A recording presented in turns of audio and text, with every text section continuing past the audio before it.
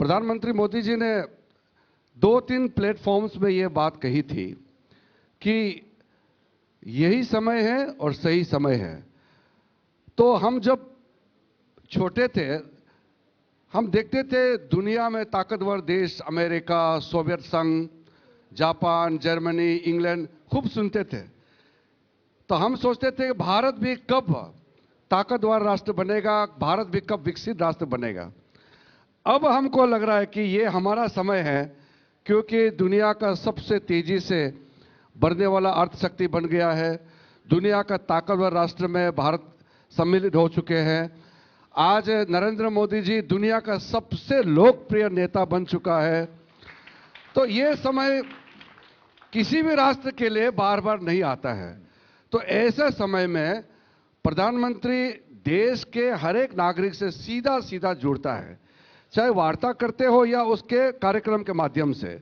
चाहे मध्य प्रदेश का चुनाव हो, छत्तीसगढ़ का हो, राजस्थान, जो परिणाम आपने देखा है उससे आप सीधा सीधा पता लग जाएगा कि मोदी जी ने पिछले 9.5 सालों में जितना कार्यक्रम चलाया है वो जनता तक पहुंचा है और जनता ने मान चुका है कि अब हमारा देश का भागदौड़ सिर्फ नरेंद्र मोदी जी ही चला सकते हैं और उसी के नेतृत्व में आगे चलेंगे। इसीलिए मोदी जी के चेहरे से ही चुनाव लड़ा और जनता ने इतना बड़ा समर्थन दिया है।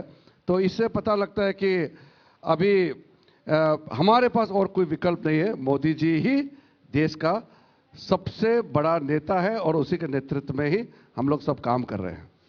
किरण जी, जिस तरह से टेलीविजन पर नोटों की गड्डी गिनते हुए एक सांसद के घर जो छापेमारी जिसका टेलीविजन पर सभी लोगों ने देखा, क्या आपको लगता है कि जिस तरह भ्रष्टाचार एक मुद्दा बनने वाला है 2024 में? कल मैंने एक प्रेस वार्ता किया था, आप लोगों ने देखा होगा। मैंने एक चीज जिक्र किया था, हम लोग तो अपोजिशन में कई साल रहे हैं और हम अपोजिशन एमपी बन करके पार्लियामेंट में काफी आवाज बुलंद किया था। हम लोग तो सचमुच में आपको मैं बताऊं दिल से, हम थक चुके थे जब हम अपोजिशन में थे कि हर रोज आप न्यूज़पेपर खोलते ही कोई ना कोई भ्रष्टाचार सरकार के माध्यम से जो हुआ है वो उजागर होते थे। टेलीविजन जब हम खोलते थे, टेलीविजन में भी कोई ना कोई मंत्रालय या मंत्री भ्रष्टाचार किया है उसका उजागर हो रहे हैं। तो हम लोग भ्रष्टाचार का न्यूज से थक चुके थे। अब 2014 में मोदी जी प्रधानमंत्री बने, मैं 2014 से ही पहले दिन से ही मैं मिनिस्टर हूं। आज का दिन में आप 2014 से आज तक का देखिए, किसी भी मंत्रालय में या कोई भी मंत्री के ऊपर में कोई आरोप लगा सकते हैं। पहले जब मोबाइल फोन नहीं था, आदमी कैमरा लेकर के किसी का घर में छुप के घुसने के लिए भी कोई साधन नहीं था, बहुत मुश्किल से वो अरेंजमेंट करते थे। आज के दिन में आदमी कुछ भी बोल देगा, चुपचाप टेप कर लेते हैं, छोटा से छोटा कैमरा छुपा करके भी रिकॉर्ड कर लेते हैं। ये डिजिटल दुनिया है। डिजिटल युग में 10 साल तक मोदी जी के कोई मंत्री या मंत्रालय में एक करप्शन केस नहीं आया। आप समझ लीजिए मोदी जी कितना साफ है, हमारा सरकार का छवि कितना साफ है। किरण जी, जिस तरह से 370 को लेकर जो सर्वोच्च न्यायालय का फैसला आया, आप लोगों ने जो फैसला लिया था अनुच्छेद 370 खत्म करने को लेकर, जिस तरह से आपने देखा कि विपक्षी पार्टियों का रुख, उसको लेकर क्या कहेंगे? जो देखिए, अनुच्छेद 370 आर्टिकल 370 इंडियन कॉन्स्टिट्यूशन, उसके बारे में तो आज लगभग सबको मालूम चल गया। ये तो हम सबका सपना था कि आर्टिकल 370 हटाना चाहिए और जम्मू कश्मीर को पूर्ण रूप से भारत का एक ही संविधान में बांधना चाहिए। ये सबने चाहा था, लेकिन ये तभी मुमकिन हुआ जब मोदी जी प्रधानमंत्री बने और 5 अगस्त 2019 को आर्टिकल 370 को हटाया। आर्टिकल 370 हटाने के बाद अब आप जम्मू कश्मीर का जो स्थिति आप देखिए, मैं कितने सालों से कश्मीर में भी जाते रहा हूं। जब हम अपोजिशन एमपी थे, हम लोग पार्लियामेंट्री कमेटी का डेलीगेशन गए थे कश्मीर में। उड़ी बोल के एक जगह है, उड़ी में हम गए थे। आतंकवादियों ने रास्ता को वहां बम ब्लास्ट कर दिया और वह हंगामा हो गया, हम लोग वहां फंसे रहे। आम आदमी कश्मीर जाने में इतना डरते थे क्योंकि वहां चाहे वो पत्थरबाजी हो, चाहे बम धमाका, गोली बारूद, इस तरह का जो घटनाएं होते थे, उससे वहां इतना तनाव का माहौल था। और साथ साथ भारत सरकार का कोई भी स्कीम जनता तक पहुंचना नहीं था। वो 2-4 परिवार मिलकर के श्रीनगर में मिल बांट करके खा जाते थे। आज भारत सरकार का हर एक स्कीम जम्मू कश्मीर के बॉर्डर एरिया और दूर से दूर तक हर एक लोगों तक पहुंच रहा है। तो ये बदलाव जो आया है, ये बहुत ही हम लोगों को दिल से संतुष्ट पहुंचाने वाला दृश्य है।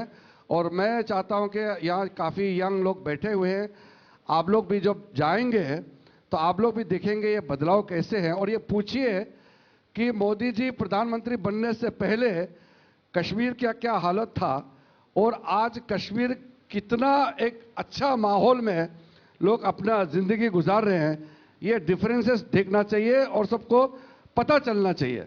तो ये सिर्फ जम्मू कश्मीर का एक हिस्सा का हिसाब से आप मत देखिए, पूरा भारतवर्ष के लिए ये बहुत बड़ा उपलब्धि है।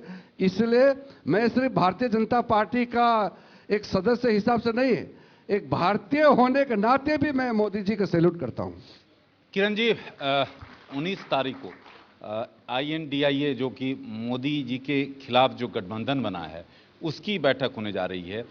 आप किस तरह से देखते हैं? कितनी बड़ी चुनौती देखते हैं या कुछ और देखते हैं? क्या कहेंगे? नहीं, मैं उसका अलायंस के बारे में मैं ज़्यादा कहना मेरे लिए कोई ज़रूरत नहीं समझता हूं, क्योंकि अब विपक्ष तो बिखर चुका है। क्योंकि जितना भी जो इंडिया अलायंस में जो लोग मेंबर है, चाहे आप कांग्रेस को देखिए एक ही परिवार है, चाहे RJD देखिए एक ही परिवार है, समाजवादी एक परिवार है, DMK एक परिवार है और शरद पवार जी का पार्टी एक परिवार है। तो ऐसे जो कुछ परिवारों ने मिलकर के इंडिया अलायंस बनाया, उसको देश स्वीकार नहीं कर सकता है, क्योंकि ये देश सबका है, कुछ परिवारों का नहीं है। इसलिए ये इंडिया अलायंस के नाम से अपना परिवार को बचाने के लिए जो अलायंस बनाया है, उससे देश का कुछ भला होने वाला नहीं है। 2024 और आगे भी मोदी जी के नेतृत्व में देश चलता रहेगा। किरण जी, क्योंकि आप पूर्वोत्तर भारत से आते हैं, 2024 को लेकर क्या आप पाते हैं कि बीजेपी क्या भविष्य है 2024 में पूर्वोत्तर भारत में? देखिए, हमारा नॉर्थ ईस्ट में टोटल 8 राज्य हैं। आज के दिन में कांग्रेस तो कहीं नहीं है। एक रीजनल पार्टी सरकार में आए हैं मिजोरम में, वहाँ भी हमारा भारतीय जनता पार्टी का भी संख्या डबल हो गई है। मिजोरम में एक रीजनल पार्टी है जहां हम सरकार में हिस्सा नहीं है। बाकी 7 राज्यों में पूरा बीजेपी लेड गवर्नमेंट या बीजेपी अपने आप में बहुमत सरकार है। तो 2024 में मैं पूरे जिम्मेदारी के साथ मैं कह रहा हूं कि नॉर्थ ईस्ट में मोदी जी के नेतृत्व में बीजेपी पूरा स्वीप करेगा।